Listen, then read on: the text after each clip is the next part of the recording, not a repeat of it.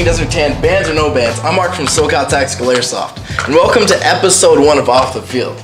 As I'm sure all of you know, some of the best conversations about Airsoft happen in your local store, in between games, or just chilling in the parking lot.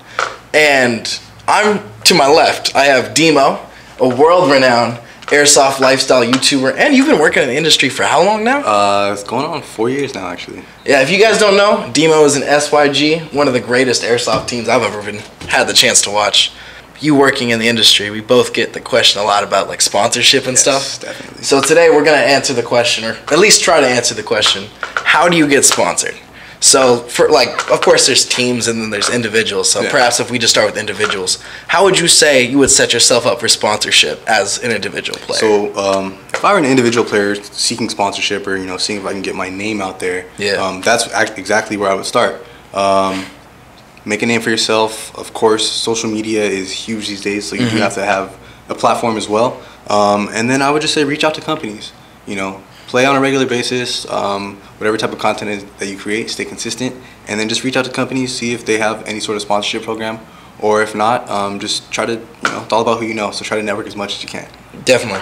Networking is one of those things that we all have to do it, even if you're not a fan of it. Definitely. It just helps you in all ways. I've been there before. Yeah, I mean, not everyone wants to have hour-long conversations. You see some of these guys at booths at the end of events just done. Yeah. But their job is to network, and they do their job very well. Exactly. And I'll say this for anyone who is trying to network, whether it's sponsorships or not, you never know unless you try. Yeah. So you're never going to know if you can actually land that sponsorship if you never reach out to anyone and find out if they are offering it or anything like that. So definitely. Because I see so many companies that people just assume aren't reaching out to people because they don't have a big banner on the building saying come get sponsored. Yeah. So I know for teams it's a little bit more difficult because that's a lot of people to kind of commit to, I guess. Definitely. So I mean, how would you say would be a good way to set up as a team? A good way to set up as a team, I'd say it does follow the same thing as having that platform.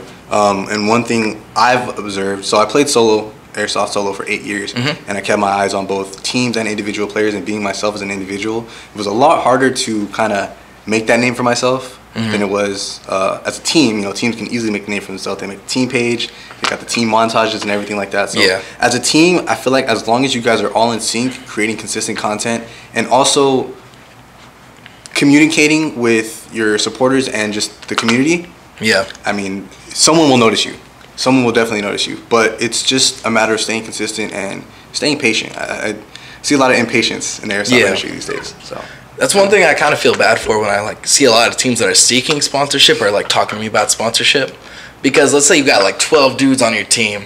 There's always that one dude that's your best friend, that's your homie, but he still will be wilding out on the field. And you can't ask a company hey man, can I use your gun? And it's sure, take out the gun, and then you just light somebody up with it. Exactly. So I mean, you have to have a certain level of quality control, I guess, as far as your buddies go.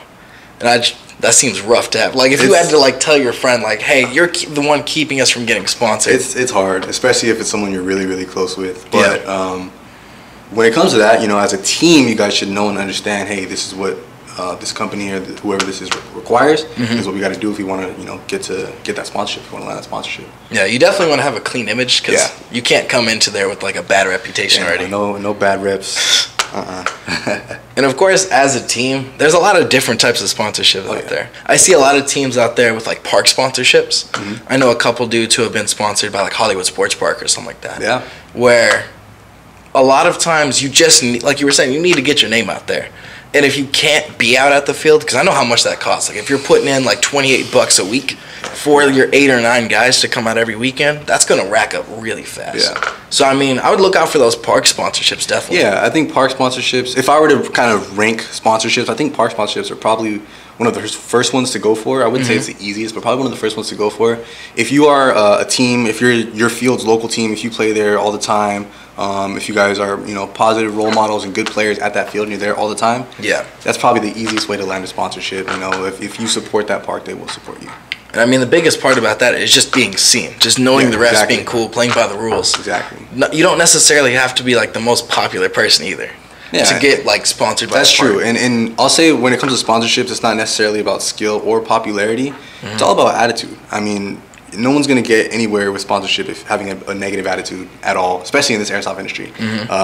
But I do know some guys that have been sponsored, and they might not be the best players, but they're such positive dudes. They stick together and they look out for, you know, the newer guys, and they just look out for everybody. So going back to positive mindset, positive attitude, you'll be good.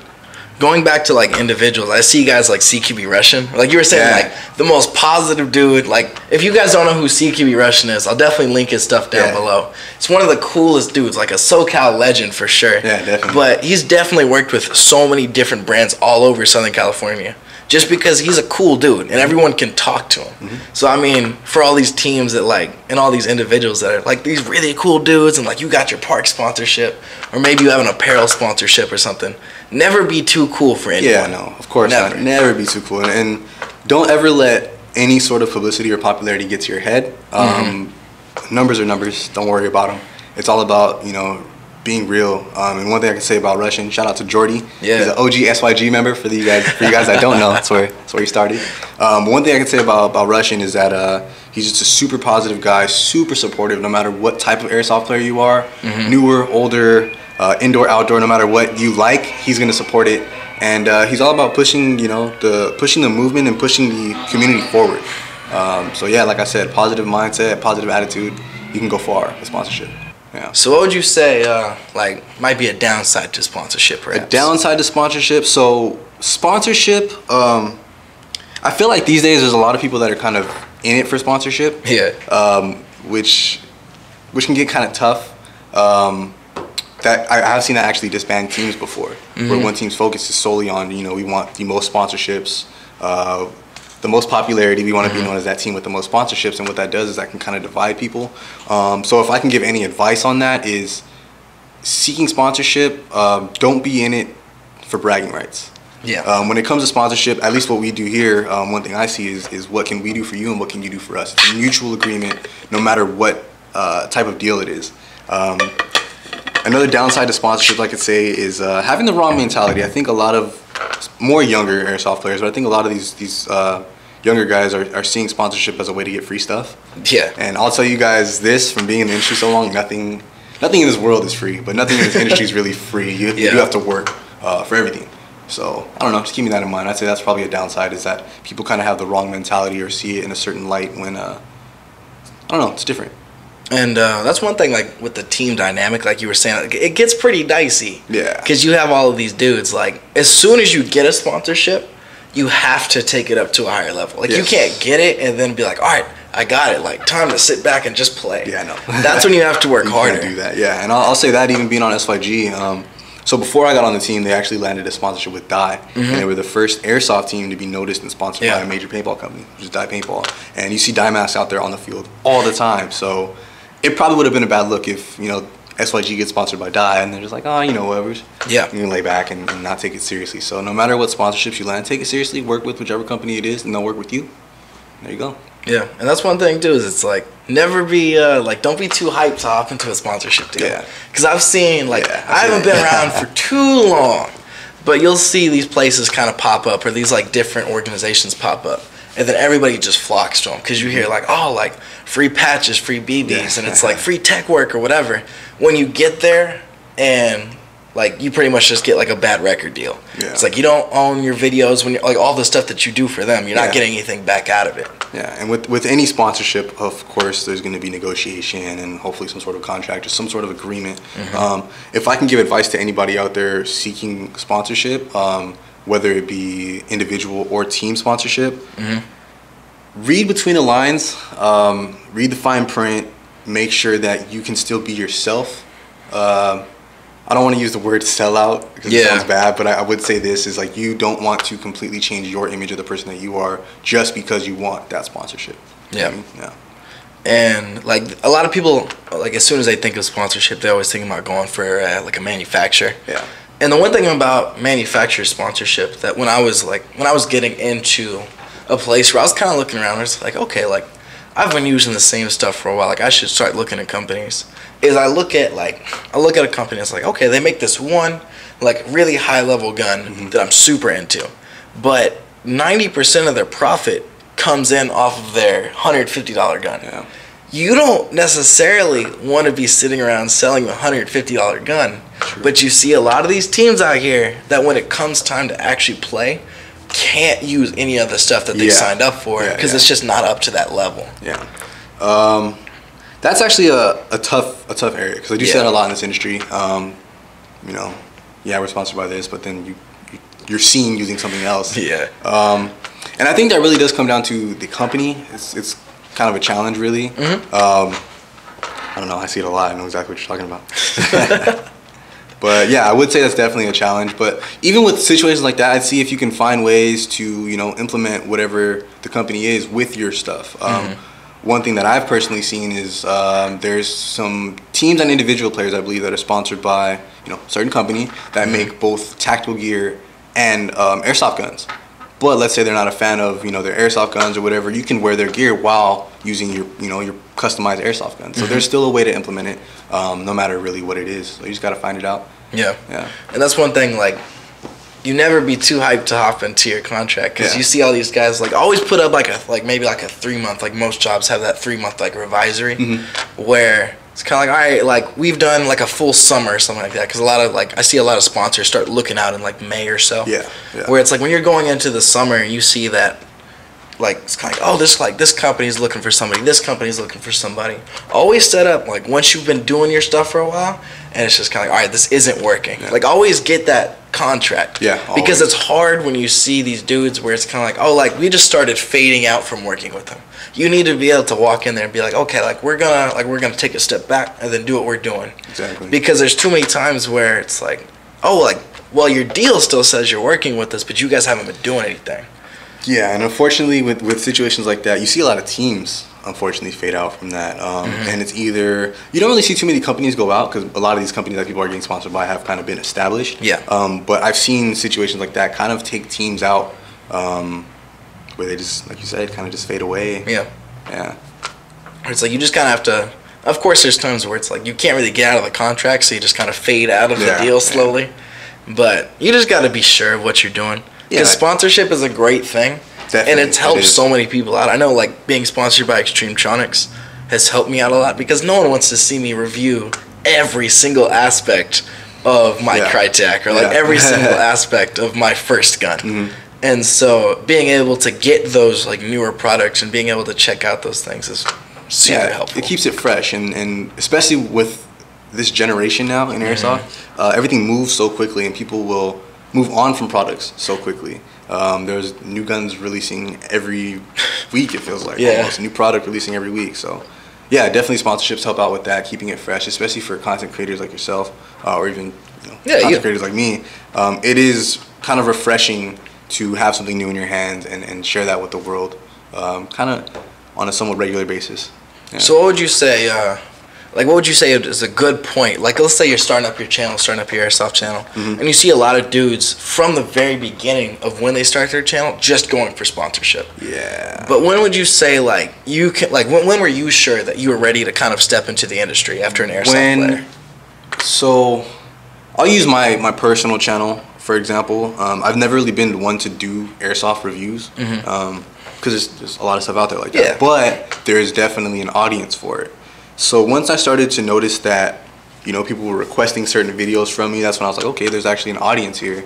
Let me see if there's something I can work out. And, I did get in contact with a few companies, and I've gotten a few products that I was able to post on my channel to give my personal opinion on, which is something which is new to me. Like I said, it's cool to have something brand new, and it's a little more refreshing. So me doing a product review was so new to me, but so refreshing at the same time. And that wasn't a full-on sponsorship deal, so I was kind of allowed to just, like, give my 2 cents on it and then go from there. So that's the one thing that I've always thought was the smartest move. That I've seen a couple dudes do it. Like Airsoftology, he's the master of it. I'd say. Shout out to Jonathan. Yeah, like, he can reach out to any company, and of course, like, we don't know 100% what goes on behind the scenes. Of course not. Because you always, like, you see, like, the graceful duck on top of the water. Like, it's like, oh, like, he's doing all of his videos all the time. Yeah. But he's kicking really hard, staying above water. And so I see this dude where it's kind of like he's not necessarily sponsored by the companies, but developing that good relationship through networking where it's like, hey, can I just use your gun? Can I or even if it's like just getting a discount on things where it's like, can I just buy this gun because I'm going to do a review on it. We'll give it to you guys pretty cheap. Yeah. And then you do a review or you give it to your team and you just kind of check things out. Like you can do more honest reviews, I'd say, when you don't have like the ink on paper that you have to say something good. Yeah. Yeah, I mean, piggybacking off that, one method, I guess, if for those of you out there seeking sponsorship or wondering how you can get noticed, if there's a product out there that you really, really like, talk about it. Talk about it, give your honest opinion on it, and who knows, the company might reach out to you. I'll use G&G, for example. Shout out to G&G. I've been a big fan of G&G products. Yeah, and then, I built most of my guns off of G&G, and next thing you know, I'm out in Taiwan with G&G going over one of their shooting competitions. So you never really know exactly, where your honesty can take you. You don't have to be on camera and be all robotic, like this is this gun and stuff like that. So just be real, be honest, be consistent, and be patient. Yeah, everything will work out.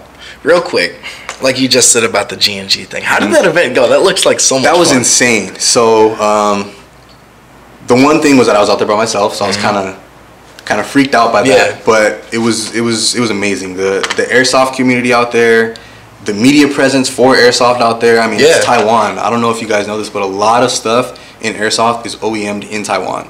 So, and it's not just G&G. Like, there's so many companies, so many brands that are OEM in Taiwan. So just to see the entire, like, Airsoft community out there, and they're so positive, it was amazing. And they take their competition serious.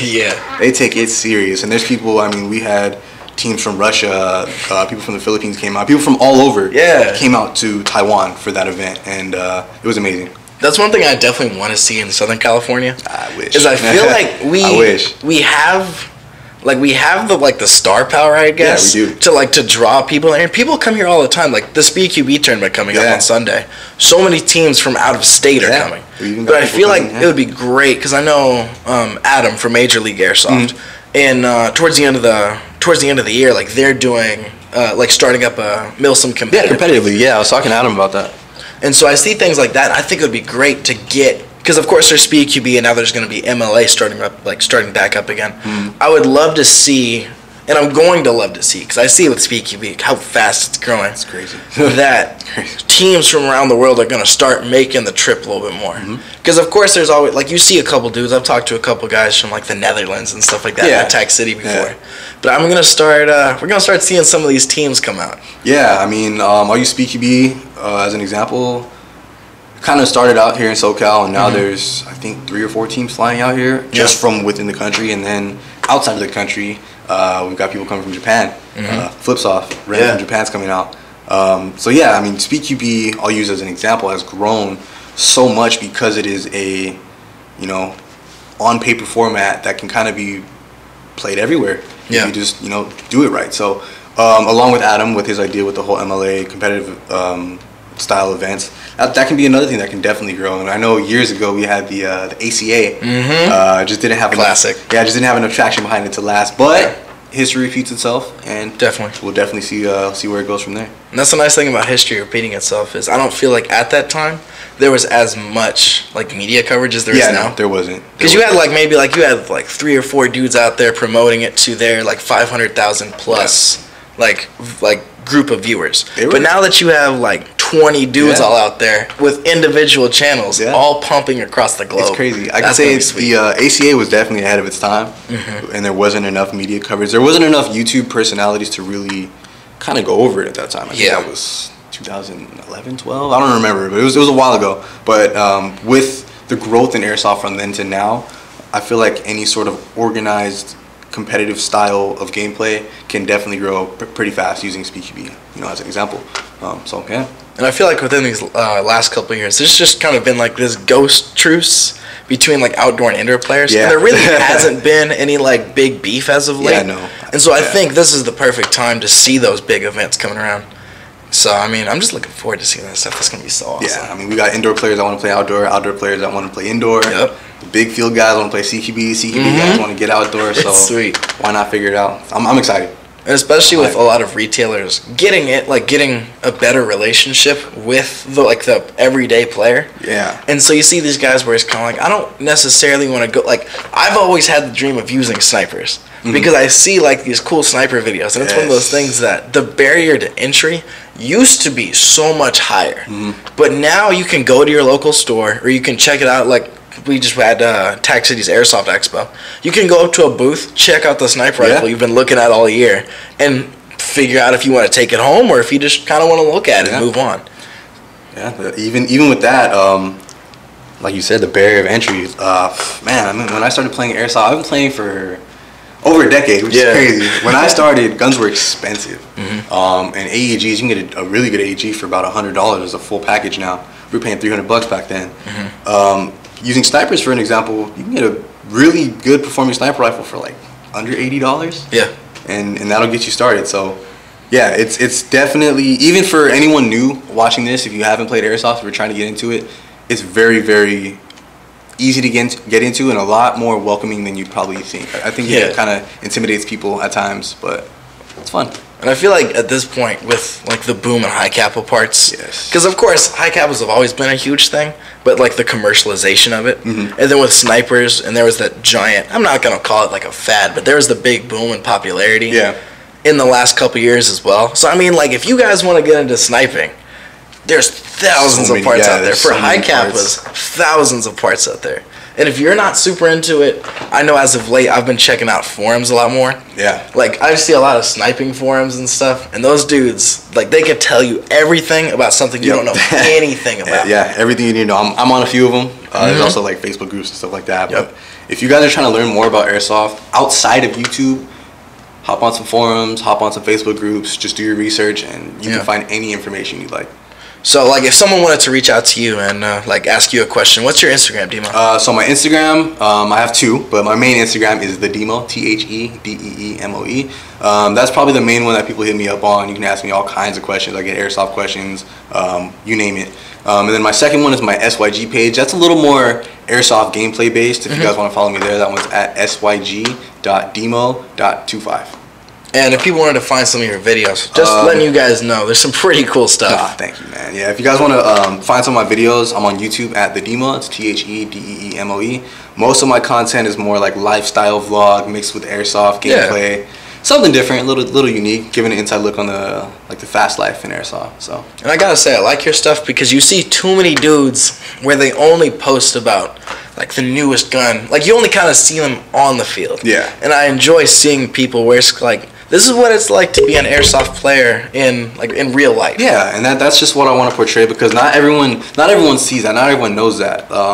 Actually, when I first started posting on YouTube, it was just gameplay, and I was like, it'd be pretty cool if people saw the person behind the mask. Yeah. You know, so that was kind of my inspiration for that, and still doing it. Well, it's been good talking with you, man. Good talking with you too, man. If you guys have any questions you want to see discussed on Off the Field, go ahead and write those below. Make sure to check out Dee Moe stuff. It'll be pretty cool. And, well, I know it'll be cool. You got some sick stuff. Thank you. And make sure to drop a like, comment, and if you guys, like I said, anything you want us to talk about, we'll bring it up on here. Thanks for watching.